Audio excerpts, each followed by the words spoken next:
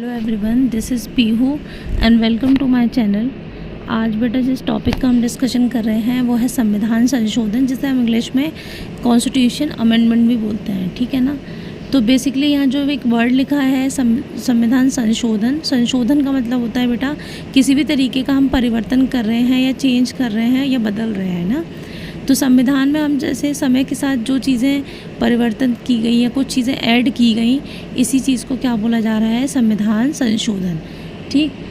तो भारत में बेटा संविधान में संशोधन करने का जो अधिकार है वो केवल संसद के पास है, और संसद जो है वो अनुच्छेद 368 के तहत जो है संविधान में संशोधन कर सकती है। ठीक है ना। लेकिन हमारे जो संविधान है उसके मूल ढांचे में परिवर्तन नहीं किया जा सकता, लेकिन अन्य जितनी भी चीज़ें हैं उसमें हम संशोधन जो है कर सकते हैं ना।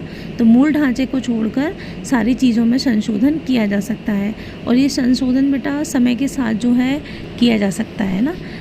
तो क्योंकि अभी मैंने बताया कि संशोधन जो है वो का अधिकार संसद के पास है, और संसद जो है वो 368 के तहत जो है संविधान में संशोधन करती है। तो संसद के बेटा 2 सदन होते हैं, राज्यसभा और लोकसभा। तो अगर हम कोई भी तरीके का संशोधन कर रहे हैं या चेंजेस कर रहे हैं संविधान में, तो उस बिल को हम दोनों ही सदनों में से किसी भी सदन में प्रस्तुत कर सकते हैं। ठीक है। उसके बाद क्या होता है कि उस सदन में बैठे हुए जितने सदस्य हैं उसमें 2/3 जो सदस्य हैं, उसके बैठे हुए सदस्यों का 2/3 सदस्य उस बिल पर मंजूरी दे रहा हो, स्वीकृति दे रहा हो, है ना। उसके बाद उस बिल को अन्य सदन में प्रस्तुत कर दिया जाता है। सेम प्रोसेस वहाँ भी लागू किया जाता है कि जितने सदस्य बैठे हैं उन सदस्यों में 2/3 सदस्यों का उस पर बहुमत होना चाहिए, उस पर स्वीकृति होनी चाहिए। देन वो बिल कहाँ जाता है, राष्ट्रपति महोदय के पास। राष्ट्रपति महोदय उस पर स्वीकृति प्रदान कर देते हैं या हस्ताक्षर कर देते हैं। तो उसके बाद वो जो संशोधन है वो बेटा कर दिया जाता है। तो बेसिकली हमें ये याद रखना है कि जो संशोधन है वो संसद करती है, और संसद में से दोनों सदनों में 2/3 बहुमत से वो पास होना चाहिए, और प्लस जो है अनुच्छेद 368 के तहत संसद को ये अधिकार प्रदान किया गया है कि वो संसद जो संविधान में संशोधन कर सकती है। तो हम इस टॉपिक में बेटा वैसे तो संशोधन बहुत सारे हुए हैं, लेकिन हम इस वीडियो में कुछ इम्पॉर्टेंट संशोधन है उसी का ही डिस्कशन कर रहे हैं, तो आप उसको पढ़ लीजिए, है ना। पहला संशोधन जो है वो पहले संशोधन को 1951 में किया गया, जिसके तहत 9वीं अनुसूची जोड़ी गई।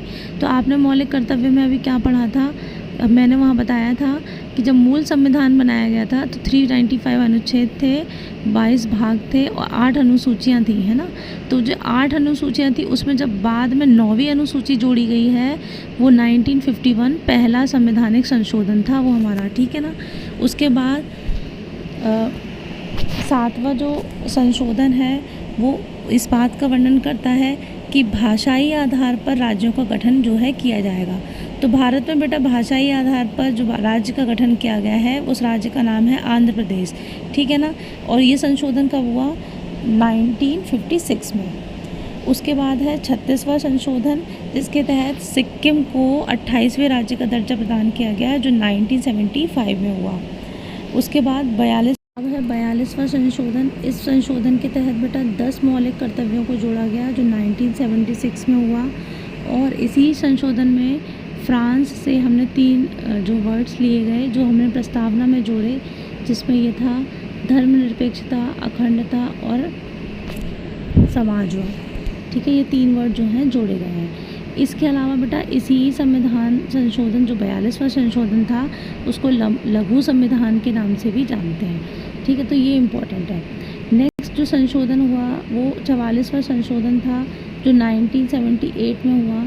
इसके तहत हमने जो पढ़ा था कि मूल संविधान में मौलिक अधिकारों का जो वर्णन है वो 7 अधिकारों का वर्णन किया गया था, लेकिन 31 से उस संविधान के उस अधिकार को, संपत्ति के अधिकार को हटाकर अनुच्छेद 300A में रख दिया गया। तो वो जो संविधान के मौलिक कर्तव्यों में जो संपत्ति का अधिकार था उसको कानूनी दर्जा को प्रदान किया गया है 44वें संवैधानिक संशोधन के तहत। ठीक। उसके बाद है 61वां संशोधन जो 1989 में हुआ। इसके तहत बेटा मत देने का, जो भारत में मत देने की जो आयु थी वो 21 वर्ष थी, उसको घटाकर 18 वर्ष कर दिया गया। तो अब मत देने की हमारी आयु कितनी है? 18 वर्ष। 18 प्लस या 18 वर्ष के व्यक्ति को हमारे भारतीय संविधान में वोट देने का अधिकार जो है प्रदान कर दिया गया है। इसके अलावा 69वां संवैधानिक संशोधन के तहत जो 1991 में हुआ, दिल्ली को NCR का दर्जा प्रदान किया गया। ठीक है ना। नेक्स्ट है 73वां संवैधानिक संशोधन। इस संशोधन के तहत बेटा जो 1992 में हुआ, 11वीं अनुसूची जोड़ी गई और इसमें क्या बोला गया है कि जो ग्राम पंचायत हैं उसको क्या किया गया? संवैधानिक दर्जा प्रदान किया गया। ठीक। नेक्स्ट है 74वां संवैधानिक संशोधन, जिसके तहत 12वीं अनुसूची जोड़ी गई जो 1993 में हुआ।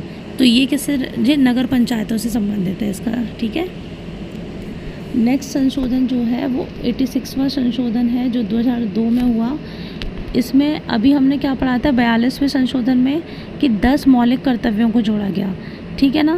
लेकिन हम वर्तमान समय में क्या देखते हैं कि 11 मौलिक कर्तव्य हैं। तो वो जो 11वां मौलिक कर्तव्य है वो 86वें संवैधानिक संशोधन के तहत जोड़ा गया है।